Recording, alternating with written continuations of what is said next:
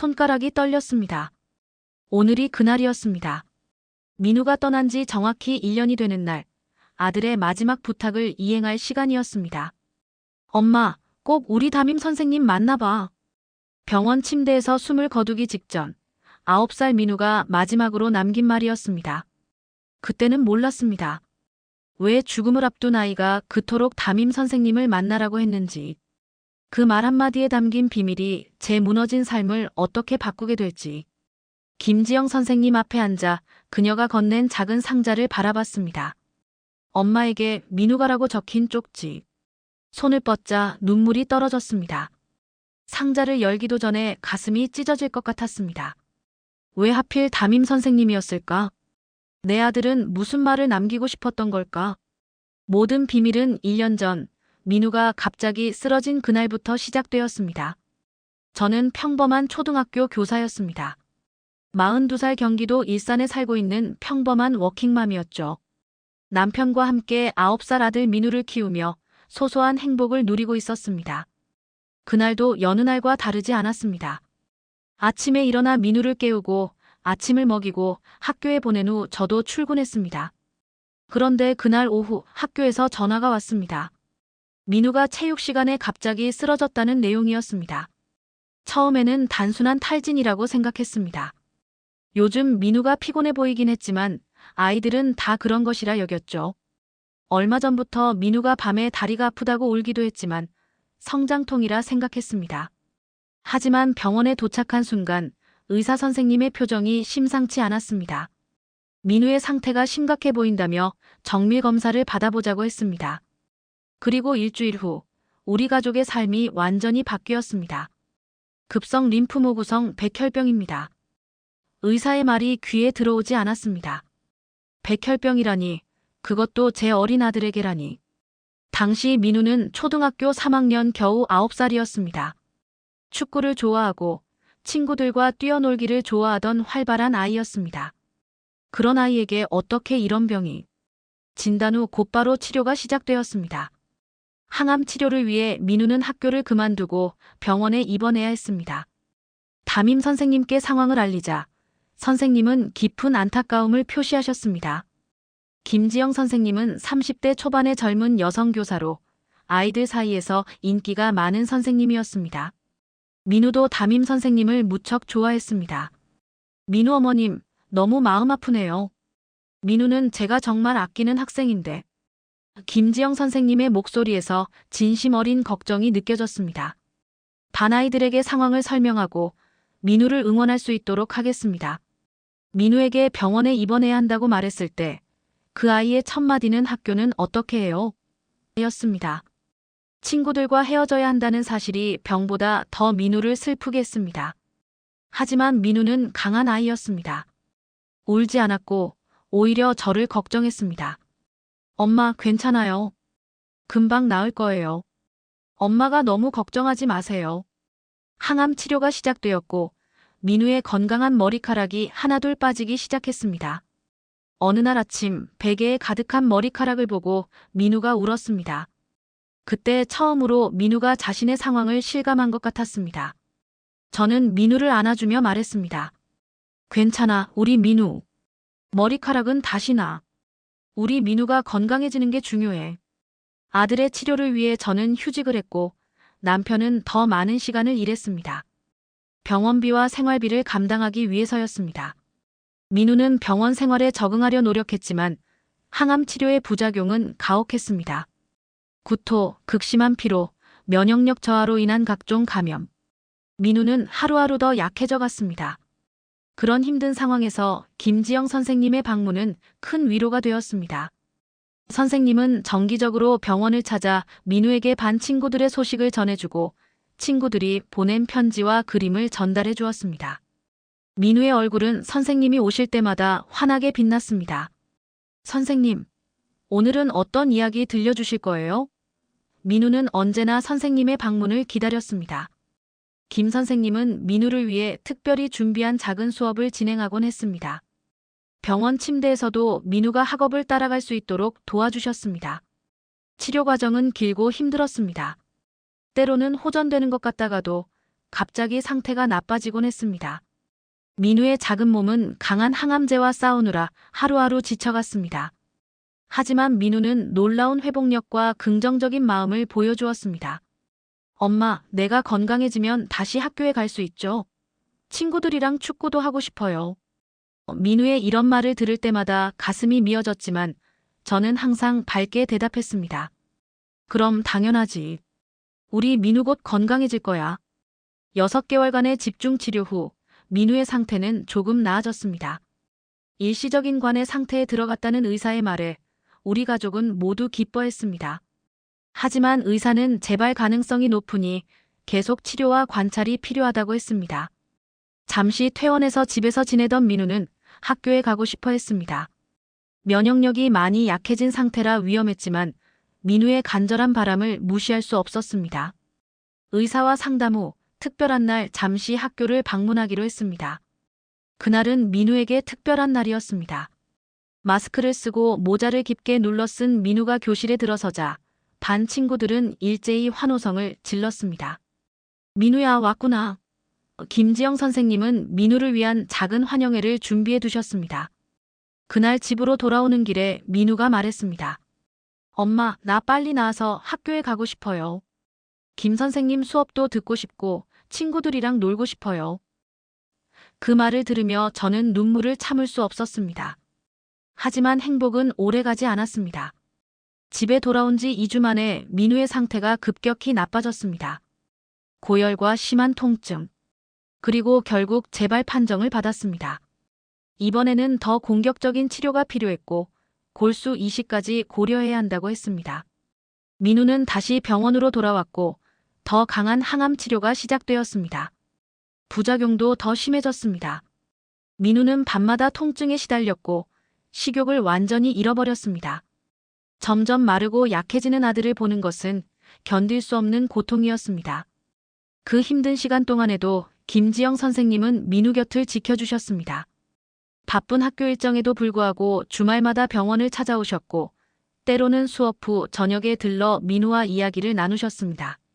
선생님은 민우에게 책을 읽어주고 함께 그림을 그리고 수학 문제도 풀어주셨습니다. 선생님, 제가 못 배운 거 많죠? 어느 날 민우가 물었습니다. 아니야, 민우는 정말 똑똑한 학생이야. 조금만 더 노력하면 금방 따라잡을 수 있을 거야. 김 선생님은 항상 민우에게 희망을 주셨습니다. 그리고 선생님은 저에게도 큰 힘이 되어 주셨습니다. 어머님, 정말 힘드시죠? 하지만 민우는 정말 강한 아이예요. 포기하지 마세요. 이런 선생님의 말씀이 제게는 큰 위로가 되었습니다. 시간이 흐르면서 민우의 상태는 점점 나빠졌습니다. 골수 이식을 준비하던 중에 민우의 몸이 감염으로 인해 더 약해졌고 의사들은 걱정스러운 표정을 감추지 못했습니다. 저와 남편은 밤마다 병원 복도에서 울었습니다. 왜 우리 아들에게 이런 시련이 닥친 걸까요? 민우는 자신의 상태가 심각하다는 것을 알았을까요? 아마도 알았던 것 같습니다. 9살이지만 민우는 놀랍도록 성숙한 모습을 보였습니다. 어느 날 밤 통증으로 잠을 이루지 못하던 민우가 물었습니다. 엄마, 나 많이 아픈 거죠? 응. 우리 민우가 많이 아프지만 곧 나아질 거야. 엄마, 나 죽을 수도 있어요? 그 말을 듣는 순간 온몸이 얼어붙는 것 같았습니다. 어떻게 대답해야 할지 몰랐습니다. 거짓말을 하고 싶지 않았지만 아이에게 절망을 안겨주고 싶지도 않았습니다. 민우야, 의사 선생님들이 민우를 낫게 하려고 최선을 다하고 있어. 엄마 아빠도 선생님도 모두 민우가 건강해지길 바라고 있어. 민우는 잠시 생각하더니 고개를 끄덕였습니다. 알아요, 엄마. 나도 열심히 싸울게요. 그 말을 듣고 저는 화장실에 가서 한참을 울었습니다. 이렇게 어린아이가 삶과 죽음에 대해 생각해야 한다는 현실이 너무 잔인했습니다. 병원 생활이 1년을 넘어가면서 민우는 점점 더 말수가 줄어들었습니다. 통증과 피로가 아이를 지배했습니다. 하지만 김지영 선생님이 오시는 날만큼은 민우가 밝게 웃었습니다. 선생님이 가져오시는 친구들의 편지와 그림, 그리고 직접 만든 작은 선물들이 민우에게는 세상에서 가장 소중한 보물이었습니다. 선생님, 우리 반 애들 다 잘 있죠? 민우는 항상 반 친구들의 소식을 궁금해했습니다. 응, 다들 민우 생각하면서 열심히 공부하고 있어. 특히 성준이는 민우가 빨리 돌아오길 기다리고 있대. 성준이는 민우의 가장 친한 친구였습니다. 두 아이는 1학년 때부터 함께 축구를 하며 친해졌습니다. 민우가 입원한 후 성준이는 여러 번 병원에 찾아왔지만 민우의 면역력이 약해져 직접 만남은 어려웠습니다. 어느 날 김지영 선생님은 특별한 선물을 가져오셨습니다. 반 아이들이 모두 참여해서 만든 영상이었습니다.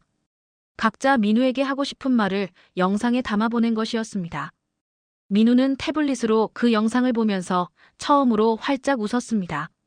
그리고 그날 밤 민우가 저에게 이상한 말을 했습니다. 엄마, 꼭 우리 담임 선생님 만나봐. 응, 선생님. 선생님은 자주 오시잖아. 아니, 그게 아니라. 나중에. 엄마가 꼭 선생님 만나야 해요. 약속해요. 민우의 말에 저는 고개를 갸우뚱했지만 특별한 의미를 두지 않았습니다. 민우가 선생님을 많이 좋아하니까 하는 말이라고 생각했습니다. 그때는 그 말이 민우의 마지막 부탁이 될 줄은 몰랐습니다. 병원 생활이 길어지면서 민우는 점점 학교와 친구들에 대한 그리움을 더 많이 표현했습니다. 창밖으로 학교 가는 아이들을 보면 한숨을 쉬었고 병원 복도에서 만나는 또래 아이들을 부러운 눈으로 바라보곤 했습니다. 그런 민우에게 김지영 선생님의 방문은 유일한 즐거움이었습니다. 선생님, 오셨어요? 선생님이 병실 문을 열 때마다 민우의 얼굴은 환하게 빛났습니다. 항암 치료로 창백해진 얼굴과 빠진 머리카락에도 불구하고 그 순간만큼은 예전에 건강하고 활기찬 민우로 돌아갔습니다. 김지영 선생님은 학교 일정이 끝나면 거의 매일 병원을 찾아오셨습니다. 때로는 피곤해 보이셨지만 항상 밝은 표정으로 민우를 반겨주셨습니다.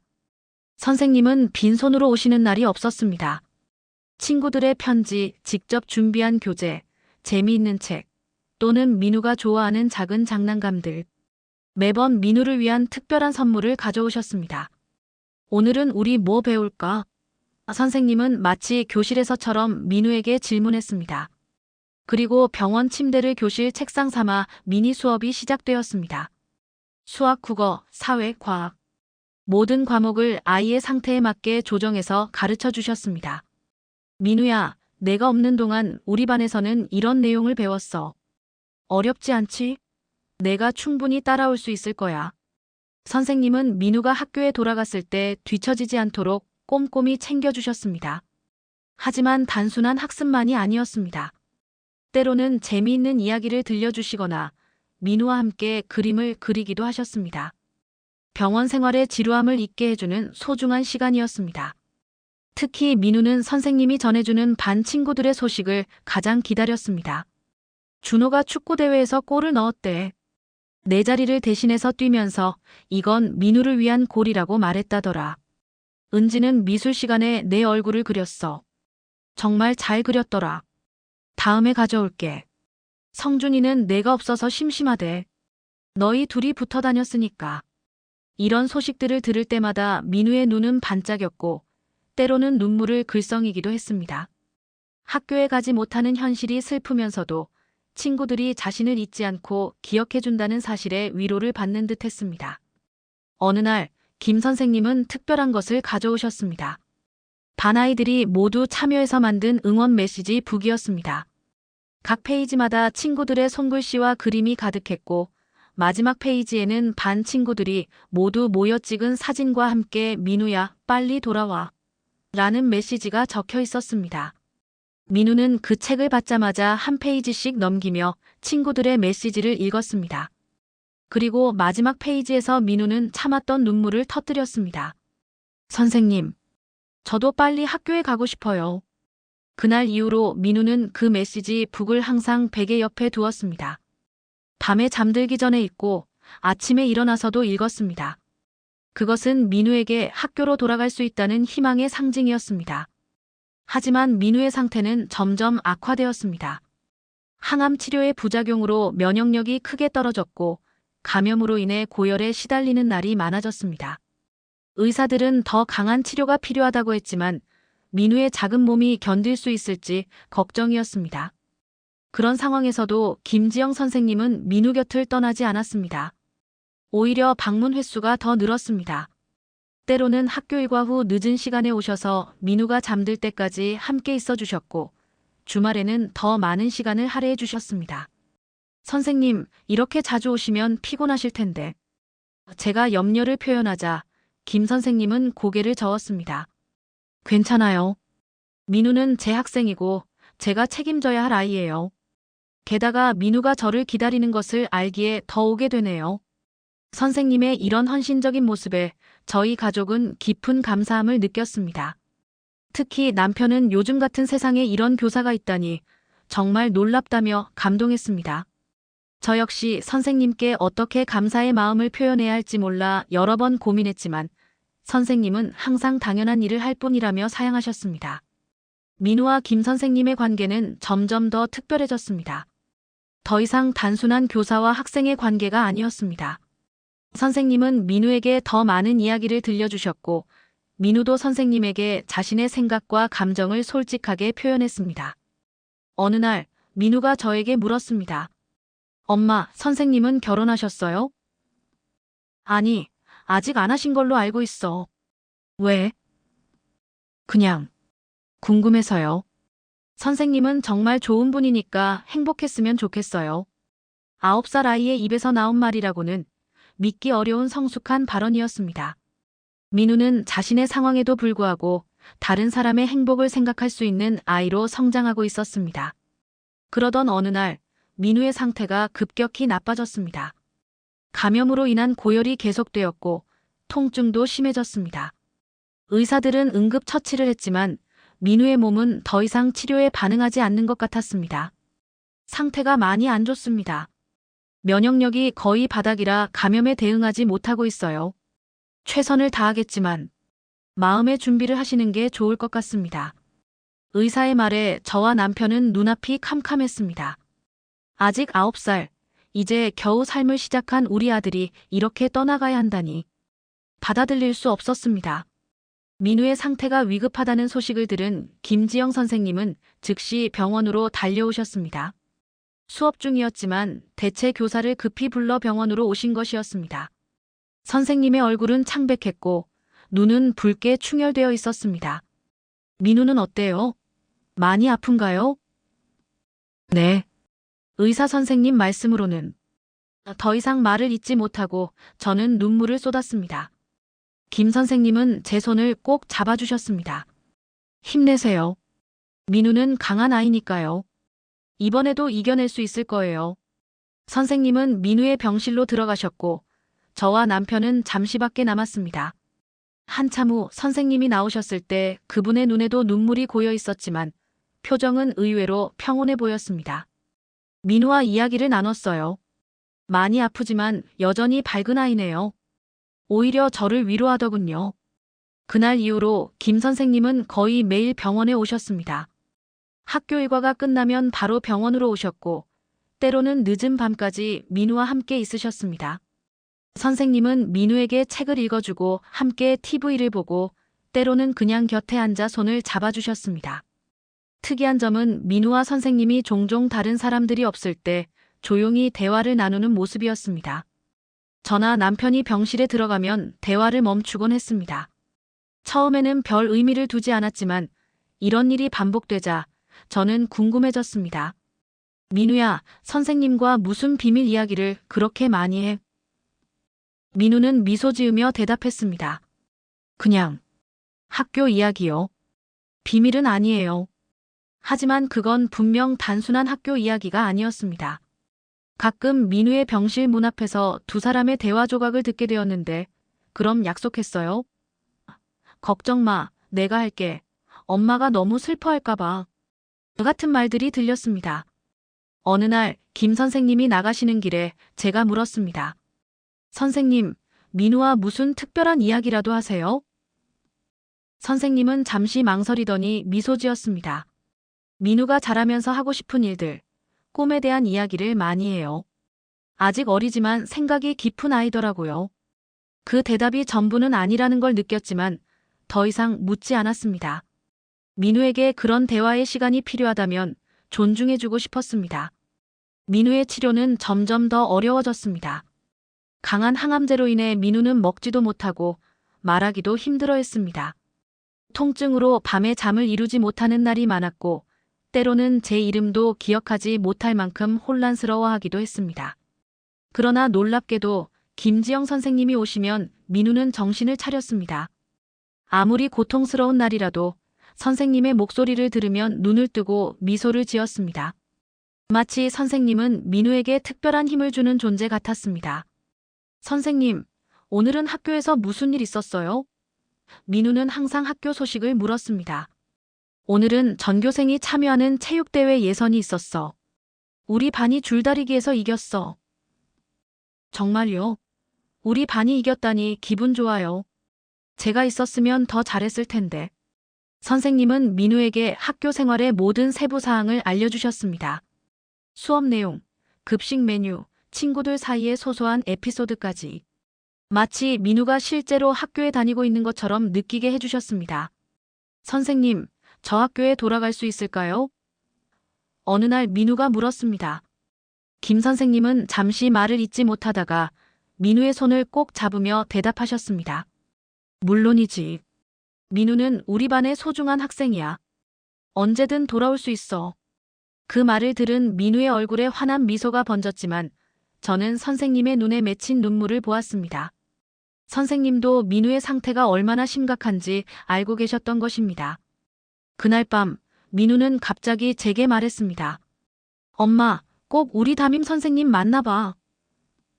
응, 지금 선생님 오시라고 할까? 아니, 나중에 꼭 선생님 만나봐야 해요. 약속해요. 저는 민우의 이상한 부탁에 고개를 갸우뚱했지만 그래, 약속할게라고 대답했습니다. 민우는 그 말을 듣고 안심한 듯 미소 지었습니다. 민우의 상태는 날이 갈수록 악화되었습니다. 항암 치료의 부작용으로 전신이 쇠약해졌고 감염에 대항할 면역력도 거의 없었습니다. 의사들의 표정은 점점 더 무거워졌고 결국 그날이 왔습니다. 주치의는 저와 남편을 따로 불러 이야기했습니다.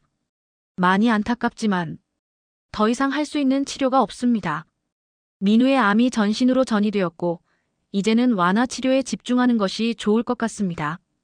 그 말은 사실상 아이를 포기하라는 의미였습니다. 세상이 무너지는 느낌이었습니다. 저는 의사의 말을 듣자마자 그 자리에 주저앉았고 남편은 벽을 치며 울었습니다. 어떻게 이런 일이 우리 가족에게 일어날 수 있을까요? 어떻게 9살 아이의 삶이 이렇게 짧을 수 있을까요? 정말요? 그럼 저는 거기서 기다릴게요. 나중에 엄마, 아빠, 선생님 모두 만날 수 있게요. 그래, 민우야. 하지만 그건 아주 나중의 일이야. 선생님도 민우 엄마 아빠도 아직 할 일이 많거든. 저는 더 이상 듣지 못하고 그 자리에서 울음을 터뜨렸습니다. 문이 열리고 김 선생님이 나오셨고 저를 보자마자 꼭 안아주셨습니다. 말없이 함께 울었습니다. 그날 이후로 민우는 더 평온해 보였습니다. 여전히 통증은 있었지만 마음의 평화를 찾은 듯 했습니다. 때로는 혼자 미소 짓기도 하고 중얼거리기도 했습니다. 민우의 10번째 생일이 다가왔습니다. 의사들은 민우가 생일을 볼 수 있을지 확신하지 못했지만 우리는 준비했습니다. 김 선생님은 반아이들과 함께 특별한 생일 영상을 준비하셨고 작은 케이크와 선물도 마련하셨습니다. 기적적으로 민우는 생일날 아침에 눈을 떴고 평소보다 상태가 나아 보였습니다. 마치 이날을 위해 힘을 모은 것 같았습니다. 생일 축하해, 우리 민우. 병실은 작게 꾸며진 생일 파티장이 되었습니다. 풍선과 현수막, 작은 케이크. 병원 규정상 많은 사람이 모일 수는 없었지만 김 선생님과 가장 친한 친구 성준이가 특별히 허락을 받아 함께했습니다. 민우는 오랜만에 환하게 웃었습니다. 선물을 열어보고 친구들의 영상 메시지를 보고 작은 케이크에 촛불을 불었습니다. 그리고 소원을 빌었습니다. 뭐 소원 빌었어? 제가 물었습니다. 민우는 미소 지으며 대답했습니다. 비밀이에요. 말하면 안 이루어진대요. 그날 저녁 모두가 돌아가고 민우와 저만 남았을 때 민우가 다시 말했습니다. 엄마, 꼭 우리 담임 선생님 만나봐. 이번에는 더 간절해 보였습니다.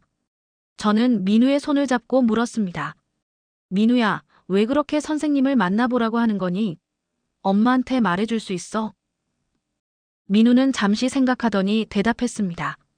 선생님이 엄마한테 줄 게 있대요. 제가 없으면 엄마가 너무 슬플까봐. 그제야 저는 어렴풋이 이해했습니다. 민우는 자신이 떠난 후 제가 겪을 슬픔을 걱정하고 있었고 김 선생님과 함께 뭔가를 준비한 것 같았습니다. 알았어, 민우야. 약속할게. 엄마는 꼭 선생님을 만날 거야. 민우는 안심한 듯 미소 지었습니다. 그리고 이어서 말했습니다. 엄마, 저 조금 무서워요. 무서운 게 뭐야, 우리 아들. 가끔 까만 터널 같은 게 보여요. 그 안으로 들어가야 할 것 같은데. 무서워요. 저는 목이 메었지만 강한 척했습니다. 괜찮아, 민우야. 그건 그냥 꿈이야. 엄마가 여기 있으니까 무서워하지 마. 민우는 제 손을 꼭 잡았습니다. 엄마, 사랑해요. 엄마도 민우를 세상에서 제일 사랑해. 그날 밤, 민우는 평소보다 깊은 잠에 들었습니다.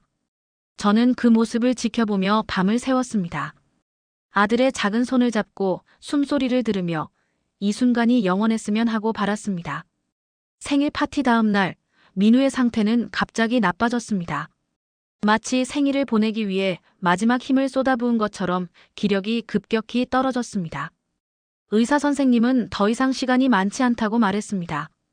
이제는 편안한 마음으로 아이를 보내드릴 준비를 하셔야 한다고.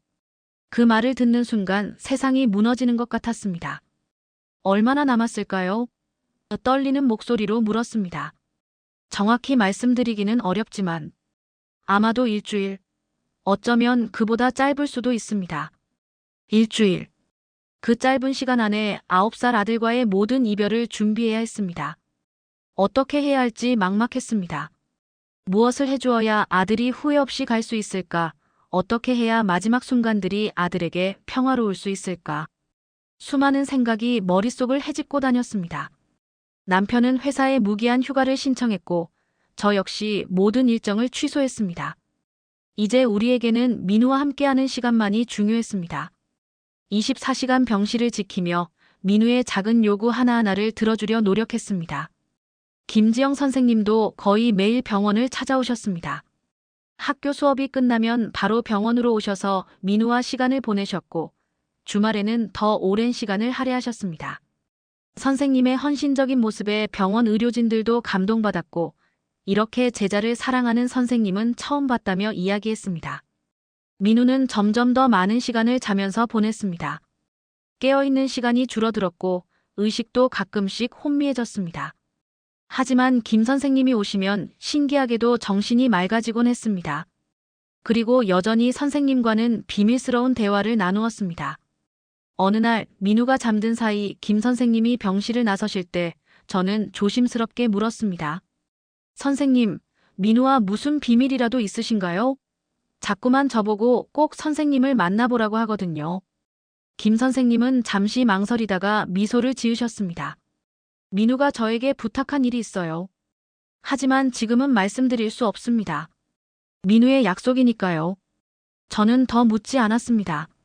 민우의 마지막 소원이라면 그것이 무엇이든 존중해주고 싶었습니다. 그날 밤 민우가 깊이 잠든 사이 저는 무심코 민우의 베개 밑을 정리하다가 작은 수첩을 발견했습니다. 민우의 일기장이었습니다. 처음에는 아이의 사생활을 존중해야 한다고 생각했지만 호기심을 이기지 못하고 펼쳐보았습니다. 그 안에는 민우의 작은 글씨로 가득 채워진 페이지들이 있었습니다. 오늘도 엄마가 울었다. 내가 자는 척하는 동안 엄마는 항상 울고 있다. 나 때문에 엄마가 이렇게 슬픈데 내가 없으면 얼마나 더 슬퍼할까. 엄마가 걱정된다. 김 선생님이 오셨다. 선생님한테 특별한 부탁을 했다. 내가 하늘나라에 가면 엄마가 너무 슬퍼할 것 같아서 선생님이 엄마를 도와주셨으면 좋겠다고. 선생님이 약속해 주셨다. 내가 없어도 엄마를 잘 돌봐주신대. 그리고 내 생각나면 언제든 찾아와도 된대. 선생님은 정말 좋은 분이시다. 여러 페이지를 읽으며 저는 눈물을 멈출 수 없었습니다. 9살 아이가 자신의 죽음 이후 남겨질 부모, 특히 엄마를 이렇게 걱정하고 있다니. 민우의 마음이 얼마나 성숙하고 따뜻한지 새삼 깨달았습니다. 일기의 마지막 부분에는 엄마를 위한 계획이라는 제목의 페이지가 있었습니다. 1. 엄마에게 편지 쓰기 - 메일 한 통씩 나중에 읽으라고. 2. 선생님께 부탁하기 - 엄마가 너무 슬프면 도와주세요. 3. 엄마에게 선물 준비하기 - 선생님이 도와주시기로 함. 4. 엄마가 나 없이도 웃을 수 있게 만들기. 마지막 줄에는 엄마 사랑해요. 많이 울지 마세요. 저는 괜찮을 거예요. 라고 적혀 있었습니다. 일기장을 덮은 후 한참을 울었습니다. 내 아들이 죽음을 앞두고 나를 걱정하다니. 가슴이 찢어지는 것 같았습니다. 그제야 민우가 김 선생님을 만나보라는 이유를 어렴풋이 이해했습니다. 민우는 자신이 떠난 후 제가 겪을 슬픔을 조금이라도 덜어주기 위해 선생님과 함께 뭔가를 준비하고 있었던 것입니다. 그날 이후로 저는 민우와 선생님의 대화를 방해하지 않았습니다. 오히려 두 사람이 비밀스러운 대화를 나눌 수 있도록 자리를 비워주었습니다. 민우의 마지막 소원이 무엇이든 그것을 이루어주고 싶었습니다. 민우의 상태는 하루가 다르게 나빠졌습니다. 이제는 통증 조절을 위한 모르핀 용량도 점점 높아져 대부분의 시간을 의식 없이 보냈습니다. 깨어나는 짧은 순간에도 우리를 알아보지 못하는 때가 많았습니다. 그러던 어느 날 갑자기 민우가 선명하게 깨어났습니다. 마치 맑은 정신을 찾은 것처럼 또렷한 목소리로 말했습니다. 엄마, 오늘 선생님 오세요? 응, 곧 오실 거야. 학교 끝나면 바로 오신대. 좋아요. 선생님 오시면 조금만 둘이서 얘기하고 싶어요. 저는 고개를 끄덕였습니다. 그래, 그렇게 할게. 그날 오후 김 선생님이 오셨을 때 민우는 기다렸다는 듯이 반겼습니다. 저와 남편은 두 사람에게 시간을 주기 위해 카페테리아로 내려갔습니다. 약 30분 후 돌아왔을 때 민우는 다시 잠들어 있었고 김 선생님은 병실 창가에 서 계셨습니다. 민우와 이야기 잘 나누셨어요? 제가 물었습니다. 네. 선생님의 목소리가 흔들렸습니다. 민우가 마지막 부탁을 했어요. 마지막 부탁이요? 김 선생님은 고개를 끄덕이셨습니다. 민우는 자신이 얼마 남지 않았다는 걸 알고 있어요. 그리고 어머님이 많이 슬퍼할 것을 걱정하고 있어요. 그 말에 저는 더 이상 눈물을 참을 수 없었습니다. 선생님은 제 어깨를 토닥이며 위로해 주셨습니다. 민우는 정말 특별한 아이예요. 자신의 고통보다 남겨질 가족을 더 걱정하는 아이를. 저는 지금까지 본 적이 없어요. 그날 밤 민우의 상태가 급격히 악화되었습니다. 호흡이 불규칙해지고 산소 포화도가 떨어졌습니다. 의료진이 급히 병실로 몰려왔고 응급 처치가 이루어졌습니다. 겨우 상태를 안정시켰지만 의사는 이제 정말 시간이 얼마 남지 않았다고 했습니다. 이제는 임종 준비를 하셔야 합니다. 아마도 내일까지도 버티기 어려울 수 있습니다. 병실로 돌아와 민우의 손을 잡고 있는데 갑자기 민우가 눈을 떴습니다. 잠시 혼란스러워하더니 저를 알아보고 미소 지었습니다. 엄마. 응, 우리 민우. 엄마 여기 있어. 엄마. 꼭 약속해요. 선생님 만나봐야 해요. 그래, 약속할게. 엄마는 꼭 선생님을 만날 거야. 민우는 안심한 듯 다시 눈을 감았습니다. 저는 남편에게 급히 전화해 병원으로 오라고 했고 김 선생님에게도 연락했습니다. 이미 늦은 시간이었지만 두 사람 모두 곧바로 병원으로 달려왔습니다. 김 선생님이 도착했을 때 민우는 잠깐 의식을 되찾았습니다. 민우는 선생님을 보자 미소 지었습니다. 선생님, 약속 지켜주세요. 그래, 민우야. 약속할게. 걱정하지 마. 민우는 안심한 듯 다시 눈을 감았습니다. 그리고는 더 이상 깨어나지 않았습니다. 그날 밤은 제 인생에서 가장 길고 고통스러운 밤이었습니다. 민우의 호흡이 점점 약해지고 맥박이 불규칙해지는 것을 지켜보는 것은 부모로서 견딜 수 없는 고통이었습니다. 저와 남편은 번갈아가며 민우의 손을 잡고 사랑한다고 말해주고 아름다운 추억들을 이야기해 주었습니다. 김 선생님도 밤새 병실을 지켜주셨습니다. 때로는 민우에게 책을 읽어주시고 때로는 교실에서 있었던 재미있는 이야기들을 들려주셨습니다. 마치 민우가 모든 것을 듣고 있다고 믿는 것처럼 말이죠. 새벽이 되자 민우의 호흡은 더욱 불규칙해졌고 맥박도 점점 약해졌습니다. 의사 선생님이 들어와 상태를 확인하고는 이제 정말 시간이 얼마 남지 않았다고 말했습니다. 아침 8시경 민우의 상태가 급격히 악화되었습니다. 산소 포화도가 급격히 떨어지고 맥박이 거의 잡히지 않았습니다. 의료진이 다시 병실로 들어왔지만 이번에는 별다른 처치를 하지 않았습니다. 민우에게 더 이상의 고통을 주지 않기 위해서였습니다. 이제 작별 인사를 하실 시간입니다. 의사의 말에 저희 부부는 민우의 양쪽에 서서 작은 손을 꼭 잡았습니다. 우리 민우, 정말 고마워. 내가 우리 아들이어서 엄마 아빠는 정말 행복했어. 이제 편히 쉬어도 돼. 아프지 않은 곳으로 가렴. 언젠가 우리도 갈게.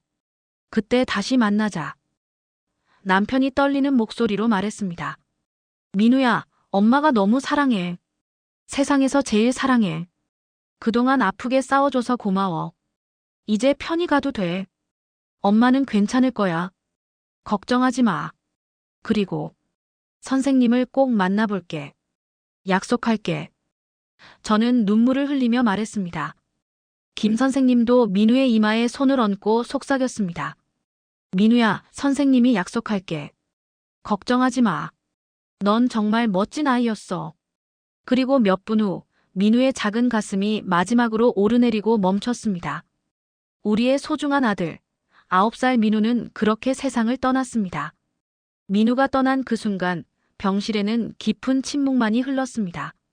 시간이 멈춘 듯 했습니다. 내 아들의 작은 몸은 이제 더 이상 숨을 쉬지 않았고 그 따뜻하던 손은 점점 차가워지고 있었습니다. 저는 그저 민우의 손을 잡은 채 멍하니 앉아 있었습니다. 눈물도 나오지 않았습니다. 너무 큰 슬픔은 때로 눈물조차 막아버리는 법입니다. 남편은 벽에 기대어 소리 없이 울고 있었고 김지영 선생님은 창가에 서서 고개를 숙인 채 어깨를 떨고 계셨습니다. 아무도 말을 하지 않았습니다. 무슨 말을 해야 할지 아무도 알지 못했습니다. 잠시 후 의사와 간호사들이 들어와 필요한 절차를 설명했습니다.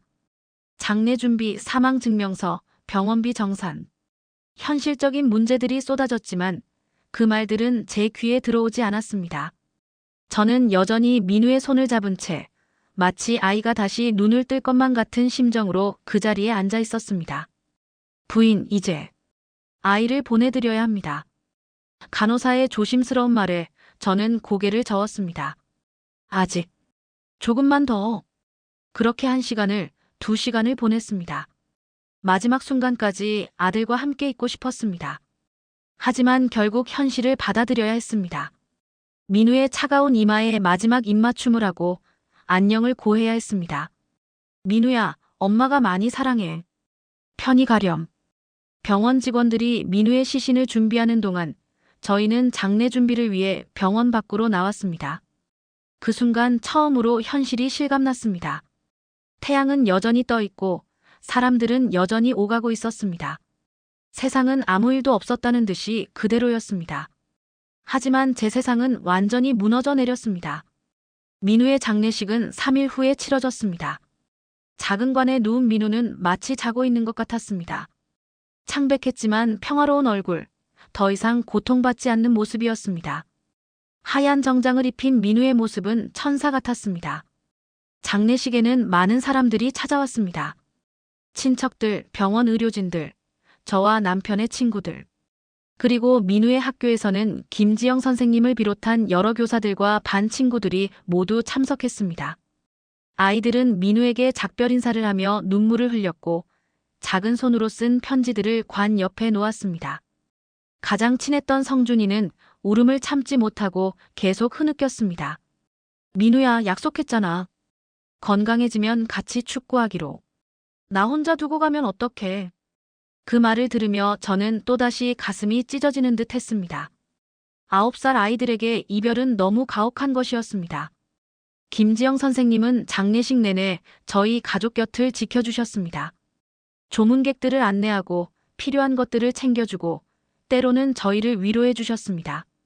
선생님의 눈은 붉게 충혈되어 있었고 목소리도 쉬어 있었지만 민우를 위해 강한 모습을 보여주려 노력하시는 것 같았습니다. 장례식 마지막 날 민우를 화장터로 보내기 전 김 선생님이 저에게 다가오셨습니다. 민우 어머님, 저희 반 아이들이 민우에게 마지막 작별 인사를 하고 싶어 해요. 괜찮으시다면. 저는 고개를 끄덕였습니다. 반 아이들은 모두 민우의 관 앞에 모여 작은 노래를 불렀습니다. 민우가 가장 좋아했던 작은 세상이라는 노래였습니다. 떨리는 목소리로 부르는 아이들의 노래는 장례식장을 가득 채웠고 모든 사람들의 눈시울을 붉게 만들었습니다. 노래가 끝나고 김 선생님이 아이들을 대표해 말씀하셨습니다. 민우는 우리 반에서 가장 밝고 씩씩한 아이였습니다. 항상 친구들을 도와주고 누구에게나 친절했던 아이. 비록 짧은 시간이었지만 민우는 우리 모두에게 큰 가르침을 주었습니다. 용기와 인내, 그리고 사랑을. 민우야, 이제 편히 쉬렴. 우리는 널 절대 잊지 않을게. 이어서 민우의 가장 친한 친구 성준이가 나와 떨리는 목소리로 말했습니다. 민우야, 너는 내 첫 번째 친구였어. 1학년 때 아무도 나랑 놀아주지 않을 때 너만 내 옆에 있어줬지. 내가 없는 교실이 너무 이상해. 내 책상이 비어 있어. 하지만 걱정 마. 내가 내목까지 열심히 공부할게. 그리고 나중에 우리 다시 만나면 그때 꼭 같이 축구하자. 약속해. 모든 사람들이 눈물을 흘리고 있었습니다. 아이들의 순수한 마음이 담긴 말들은 어른들의 위로보다 더 진심 어린 것이었습니다.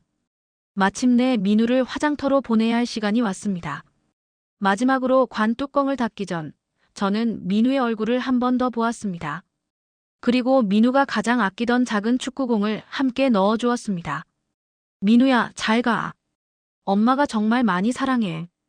민우를 보내고 집으로 돌아온 그날 밤, 저는 완전히 무너졌습니다. 민우의 방에 들어가 그의 침대에 앉아 밤새 울었습니다. 민우의 옷, 장난감, 학용품. 모든 것이 그대로였지만 민우는 더 이상 그곳에 없었습니다. 남편도 마찬가지였습니다. 평소에는 감정을 잘 드러내지 않던 사람이었지만 그날 밤 남편은 소리내어 울었습니다. 우리는 서로를 붙잡고 함께 울었습니다. 세상에서 가장 소중한 것을 잃은 부모의 슬픔은 그 무엇으로도 위로받을 수 없었습니다. 며칠 동안 저는 집에서 나오지 못했습니다.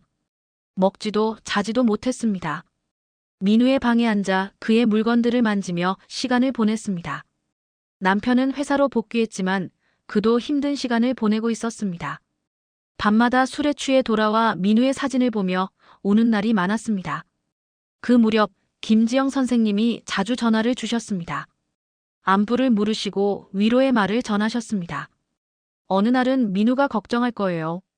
조금씩 일상으로 돌아가 보세요라고 조심스럽게 말씀하셨습니다. 그리고 약 2주 후 김 선생님이 저희 집을 방문하셨습니다. 선생님은 작은 상자를 들고 오셨습니다. 민우 어머님, 민우가 남긴 것이 있어서 가져왔어요. 저는 놀라서 선생님을 바라보았습니다. 민우가 남긴 거요? 네, 민우가 엄마에게 전해달라고 부탁한 것들이에요. 민우는 자신이 떠날 것을 알고 있었던 것 같아요. 그래서 엄마를 위한 특별한 선물을 준비했답니다. 선생님이 내민 상자를 받아들고 저는 떨리는 손으로 그것을 열었습니다. 상자 안에는 여러 개의 편지 봉투가 있었고 각 봉투에는 날짜가 적혀 있었습니다. 엄마의 생일, 크리스마스, 새해, 엄마 아빠 결혼기념일. 그리고 봉투들 사이에는 작은 메모장이 있었습니다. 메모장을 펼쳐보니 민우의 글씨체로 쓰여진 편지가 있었습니다. 엄마에게, 엄마, 저 민우예요. 이 글을 읽고 계신다면 제가 이제 엄마 곁에 없다는 뜻이겠죠? 너무 슬퍼하지 마세요. 저는 괜찮아요. 이제 아프지 않고 달리기도 할 수 있어요. 엄마가 많이 울 거라는 걸 알아요. 하지만 너무 오래 울지는 마세요. 제가 하늘에서 보고 있으면 너무 슬플 것 같아요. 이 상자에는 엄마를 위한 편지들이 있어요. 특별한 날에 한 통씩 열어보세요. 그럼 제가 여전히 엄마 곁에 있는 것처럼 느껴질 거예요. 김 선생님이 저를 많이 도와주셨어요. 선생님은 정말 좋은 분이세요. 엄마가 너무 슬프면 선생님을 찾아가 보세요. 선생님이 엄마를 도와주실 거예요. 엄마 정말 사랑해요. 저를 낳아주시고 키워주셔서 감사해요. 엄마가 있어서 저는 행복했어요. 사랑을 담아 민우 올림. 편지를 읽는 동안 저는 소리내어 울었습니다. 김 선생님도 함께 눈물을 흘리셨습니다. 9살 아이가 어떻게 이런 생각을, 이런 배려를 할 수 있을까요? 민우는 자신의 죽음을 앞두고도 남은 사람들, 특히 저를 걱정했습니다. 민우가 이 모든 것을 언제 준비한 거죠? 저는 떨리는 목소리로 물었습니다. 마지막 몇 주 동안요. 민우는 자신의 상태를 알고 있었어요. 그래서 저에게 도움을 청했죠. 편지를 쓰고 녹음을 하고. 힘들 때도 있었지만 민우는 끝까지 해내려고 했어요. 엄마가 너무 슬퍼할 테니까라고 말하면서요. 상자 안에는 편지뿐만 아니라 작은 녹음기도 있었습니다. 버튼을 누르자 민우의 목소리가 흘러나왔습니다. 엄마 안녕하세요. 저 민우예요. 이 목소리를 들으면 깜짝 놀라실 것 같아요. 엄마가 보고 싶을 때 이거 들으세요. 그럼 제가 옆에 있는 것 같을 거예요. 엄마 사랑해요. 많이 많이 사랑해요. 민우의 밝은 목소리를 들으니 마치 그가 다시 살아 돌아온 것 같았습니다. 이것이 바로 민우가 김 선생님에게 부탁했던 일이었습니다. 자신이 떠난 후 엄마가 너무 슬퍼할까봐 이렇게 특별한 선물을 준비한 것입니다. 민우는 정말 특별한 아이였어요. 김 선생님이 말씀하셨습니다. 자신의 고통보다 남은 사람들을 더 생각하는 아이를. 저는 처음 봤어요. 그리고 민우는 항상 엄마가 괜찮을까요? 라고 물었어요. 엄마를 정말 많이 사랑했어요. 그날 이후로 저는 민우의 편지와 녹음을 매일 보고 들었습니다. 그것은 제게 큰 위로가 되었습니다. 아들이 남긴 사랑의 흔적이 저를 조금씩 일상으로 돌아오게 했습니다. 세상에서 가장 소중한 것을 잃은 슬픔은 쉽게 사라지지 않았습니다. 하지만 민우가 남긴 메시지들은 제게 살아갈 힘을 주었습니다. 마치 민우가 하늘에서 저를 지켜보며 엄마 힘내세요. 저는 괜찮아요 라고 말하는 것 같았습니다. 민우가 떠난 지 한 달이 지났습니다. 집 안 곳곳에는 여전히 민우의 흔적이 남아 있었고 그의 방은 그대로 보존되어 있었습니다. 저는 조금씩 일상으로 돌아가려 노력했지만 쉽지 않았습니다. 매일 아침 눈을 뜨면 현실을 다시 깨닫게 되고 그 순간의 고통은 처음과 다름없이 날카로웠습니다. 남편은 일에 더 깊이 몰두하며 슬픔을 달래려 했습니다. 아침 일찍 나가 밤늦게 돌아오는 날이 많아졌고 주말에도 회사에 가곤 했습니다. 반면 저는 휴직 상태를 연장했습니다. 아직 학교로 돌아갈 준비가 되지 않았습니다. 아이들을 마주하면 민우가 더 그리워질 것 같았습니다. 그런 제게 김지영 선생님의 연락은 큰 위로가 되었습니다. 선생님은 일주일에 한두 번씩 전화를 주셨고 가끔은 집에 방문하셔서 이야기를 나누곤 하셨습니다. 선생님은 학교 이야기, 민우의 친구들 이야기를 들려주셨고 그것은 마치 민우와 조금이라도 연결되어 있는 느낌을 주었습니다. 어느 날 김 선생님이 특별한 제안을 하셨습니다. 민우 어머님 혹시 이번 주말에 시간 괜찮으세요? 민우가 자주 이야기하던 장소들을 함께 방문해보면 어떨까 해서요. 처음에는 망설였습니다. 민우와의 추억이 있는 곳을 방문하는 것이 더 아픔을 가중시킬 것 같았습니다. 하지만 동시에 민우의 흔적을 따라가 보고 싶다는 마음도 들었습니다. 괜찮아요. 가보고 싶어요. 제가 대답했습니다. 그 주말 김 선생님과 저는 민우가 좋아했던 장소들을 하나씩 방문했습니다. 학교 운동장, 민우가 자주 갔던 공원, 좋아하던 분식점. 각 장소마다 선생님은 민우와의 추억을 들려주셨습니다. 이 벤치에서 민우가 수학 문제로 고민할 때가 있었어요. 쉬는 시간에 혼자 앉아 있길래 다가가 봤더니 선생님, 이 문제가 너무 어려워요 라고 하더라고요. 함께 문제를 풀고 나서 민우가 환하게 웃던 모습이 아직도 생생해요. 이 나무 아래서 민우가 친구들에게 책을 읽어주곤 했어요. 민우는 책 읽기를 정말 좋아했거든요. 목소리를 달리해가며 등장인물들을 연기하던 모습이 기억나네요. 선생님의 이야기를 들으며 저는 민우의 학교 생활을 조금씩 그려볼 수 있었습니다. 제가 몰랐던 민우의 모습, 친구들과 어울리던 모습, 수업 시간에 열심히 발표하던 모습. 그것은 마치 퍼즐의 조각들을 하나씩 맞추는 것 같았습니다. 마지막으로 우리는 학교 근처의 작은 카페에 앉았습니다. 김 선생님은 가방에서 작은 상자를 꺼내셨습니다. 이것은 민우가 마지막으로 준비한 선물이에요. 자신의 생일날 열어보라고 했어요. 놀랍게도 그날은 정확히 민우의 생일이었습니다. 민우가 살아있었다면 10살이 되었을 날이었습니다. 저는 그 사실을 잊고 있었습니다. 아니, 어쩌면 무의식적으로 기억하기 싫었는지도 모릅니다. 떨리는 손으로 상자를 열었습니다. 안에는 작은 USB와 편지가 있었습니다. 편지를 펼쳐 읽기 시작했습니다. 사랑하는 엄마에게, 오늘은 제 10번째 생일이에요. 엄마가 이 편지를 읽고 계신다면 저는 이제 하늘나라에 있겠죠? 너무 슬퍼하지 마세요. 저는 이제 아프지 않아요. 엄마, 저는 엄마가 세상에서 제일 좋아요. 엄마는 제게 최고의 선물이었어요. 매일 웃게 해주고, 아플 때 돌봐주고, 슬플 때 안아주셔서 정말 감사해요.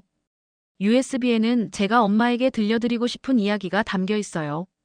김 선생님이 많이 도와주셨어요. 꼭 봐주세요. 그리고 엄마, 저는 엄마가 다시 행복해지면 좋겠어요. 저 때문에 너무 오래 슬퍼하지 마세요. 저는 엄마가 웃는 모습이 가장 좋거든요. 영원히 사랑하는 엄마의 아들, 민우올림. 편지를 읽는 동안 눈물이 흘러내렸습니다. 김 선생님은 조용히 제 손을 잡아주셨습니다. USB를 지금 볼까요? 제 노트북이 있어요. 고개를 끄덕이자 선생님은 노트북을 꺼내 USB를 연결했습니다. 화면에 민우의 모습이 나타났습니다. 병원 침대에 앉아있는 모습이었지만 그날따라 컨디션이 좋아 보였습니다. 안녕하세요, 엄마. 오늘은 제 생일이에요. 10살이 됐어요. 비록 제가 엄마 곁에 없지만 이렇게라도 엄마와 이야기할 수 있어서 기뻐요. 엄마, 저는 엄마가 정말 자랑스러워요. 제가 아프면서 엄마가 얼마나 힘드셨는지 알아요. 밤에 안 주무시고 저를 간호해 주시고 항상 웃는 얼굴로 저를 대해 주셔서 정말 고마워요. 이제 저는 엄마한테 특별한 부탁을 하고 싶어요. 엄마, 다시 행복해지세요. 다시 웃으세요. 제가 떠났다고 해서 엄마의 삶도 멈추면 안 돼요. 엄마는 아직 할 일이 많아요. 김 선생님이 엄마를 도와주실 거예요. 선생님은 정말 좋은 분이에요. 제가 아플 때 많이 도와주셨어요. 그리고 엄마를 위한 이 영상도 선생님이 도와주셨어요. 마지막으로 엄마. 저는 엄마가 자랑스러워요. 세상에서 제일 좋은 엄마예요. 사랑해요, 엄마. 많이 많이 사랑해요. 영상이 끝나고 저는 오랫동안 울었습니다. 그것은 슬픔의 눈물이기도 했지만 동시에 민우의 사랑을 느껴서 흘리는 감사의 눈물이기도 했습니다. 김 선생님은 조용히 말씀하셨습니다. 민우는 마지막까지 어머님을 생각했어요. 엄마가 다시 웃을 수 있게 도와주세요라고 저에게 부탁했어요. 그래서 저도 약속했어요. 민우 어머님이 다시 일상으로 돌아가실 수 있도록 돕겠다고요. 그날 이후로 저는 조금씩 변화하기 시작했습니다. 민우의 마지막 부탁을 존중하고 싶었습니다. 매일 울기만 하는 것이 아니라 조금씩 활동을 시작했습니다. 처음에는 집 근처를 산책하는 것부터 시작했습니다. 그리고 자원봉사 활동에 참여하기도 했습니다. 김 선생님은 계속해서 저를 도와주셨습니다. 주말마다 함께 시간을 보내며 때로는 그냥 이야기를 나누고 때로는 민우가 좋아했던 곳들을 방문했습니다. 그리고 몇 개월 후 선생님의 제안으로 소아암 환자 가족들을 위한 지원 프로그램에 참여하게 되었습니다. 민우 어머님은 그 아픔을 경험하셨기 때문에 같은 상황에 있는 다른 부모님들을 더 잘 이해하고 도와줄 수 있을 거예요. 처음에는 망설였지만 프로그램에 참여하면서 제 마음도 조금씩 치유되기 시작했습니다. 저와 같은 아픔을 겪고 있는 부모님들과 이야기를 나누고 그들을 위로하는 과정에서 저 역시 위로를 받았습니다. 민우가 없는 세상에서 살아가는 이유를 조금씩 찾게 되었습니다. 1년이 지나고 저는 학교로 복귀할 결심을 했습니다. 그러나 같은 학교로 돌아가는 것은 아직 힘들 것 같아 다른 학교로 전근을 신청했습니다. 그리고 놀랍게도 그 학교는 소아암 치료를 받는 아이들을 위한 특별학급이 있는 곳이었습니다. 이곳에서 민우와 같은 아이들을 가르치면 마치 민우와 함께 있는 것 같을 것 같아요. 제가 김 선생님에게 말했습니다. 선생님은 미소를 지으셨습니다. 민우가 정말 자랑스러워할 거예요. 그렇게 저는 새로운 시작을 했습니다. 투병 중인 아이들을 가르치는 것은 쉽지 않았지만 그들의 작은 성장과 웃음이 제게 큰 기쁨을 주었습니다. 때로는 아이들의 모습에서 민우를 떠올리며 가슴이 아팠지만 그런 순간에도 민우라면 어떻게 했을까를 생각하며 더 따뜻하게 아이들을 대했습니다. 민우가 떠난 지 2년이 지났을 때 저는 민우의 이름으로 장학재단을 설립했습니다. 민우의 빛 장학재단은 소아암 환자와 그 가족들을 지원하는 프로그램을 운영하며 특히 교육 지원에 중점을 두었습니다. 김 선생님도 이 재단의 운영에 참여해 주셨습니다. 민우가 남긴 사랑을 다른 아이들에게 나누고 싶어요. 제가 기자 인터뷰에서 말했습니다. 제 아들은 비록 짧은 삶이었지만 많은 사람들에게 사랑과 용기를 가르쳐 주었어요. 이 재단이 민우의 정신을 이어갈 수 있기를 바랍니다. 민우가 떠난 지 3년 저는 민우의 방을 정리하기로 결심했습니다. 그동안 손도 대지 못했던 공간이었지만 이제는 민우의 물건들을 더 의미 있게 사용하고 싶었습니다. 민우의 책과 장난감은 병원 아이들에게 기증했고 일부는 민우의 방이라는 이름으로 재단 사무실 한켠에 전시했습니다. 김지영 선생님은 그 과정에서도 저를 도와주셨습니다. 함께 민우의 물건을 정리하고 추억을 나누며 때로는 함께 울기도 했습니다. 선생님은 제 인생의 중요한 지지자가 되었습니다. 민우가 떠난 지 5년이 지났을 때 저희 재단은 민우의 학교라는 이름의 작은 대안학교를 열었습니다. 장기 투병 중인 아이들이 교육의 기회를 놓치지 않도록 돕는 학교였습니다. 학교의 첫 입학식 날 저는 교장으로서 연설했습니다. 우리 아들 민우는 병원 침대에서도 배움을 멈추지 않았습니다. 그의 담임 선생님이 매일 찾아와 가르쳐 주셨고 그것이 민우에게 큰 힘이 되었습니다. 모든 아이들은 어떤 상황에서도 배움의 기회를 가질 권리가 있습니다. 민우의 학교는 그런 아이들의 꿈을 지켜주는 공간이 될 것입니다. 김지영 선생님은 자신의 학교를 떠나 민우의 학교의 교사가 되어주셨습니다. 선생님의 경험과 따뜻한 마음은 아픈 아이들에게 큰 힘이 되었습니다. 오늘 민우가 떠난 지 정확히 10년이 되는 날입니다. 여전히 그리움은 크지만 이제는 미소 지으며 민우를 기억할 수 있게 되었습니다. 아침에 일어나 민우의 사진을 보며 말했습니다. 민우야, 엄마가 약속 지켰지? 다시 웃을 수 있게 되었어. 그리고 내 이름으로 많은 아이들을 돕고 있어. 내가 자랑스러워할 만한 일들을 하고 있어. 오후에는 김지영 선생님과 함께 민우의 묘지를 찾았습니다. 민우가 좋아하던 해바라기를 가득 들고 가서 밝고 따뜻한 분위기로 민우와의 시간을 보냈습니다. 민우야, 선생님이야. 너의 엄마가 정말 대단한 일들을 하고 있단다. 내가 그렇게 걱정했던 엄마는 이제 많은 아이들의 엄마가 되었어. 그리고 너의 이름은 많은 사람들에게 희망이 되고 있어. 돌아오는 길에 김 선생님과 나란히 걸으며 저는 문득 깨달았습니다. 민우의 엄마, 꼭 우리 담임 선생님 만나봐. 라는 마지막 부탁은 단순히 편지나 선물을 전달하는 것만이 아니었습니다. 그것은 제가 슬픔에서 벗어나 다시 삶을 살아갈 수 있도록 옆에서 지켜봐줄 누군가를 민우가 선택해준 것이었습니다. 선생님, 정말 감사해요. 선생님이 없었다면 저는 아직도 그 슬픔에서 헤어나오지 못했을 거예요.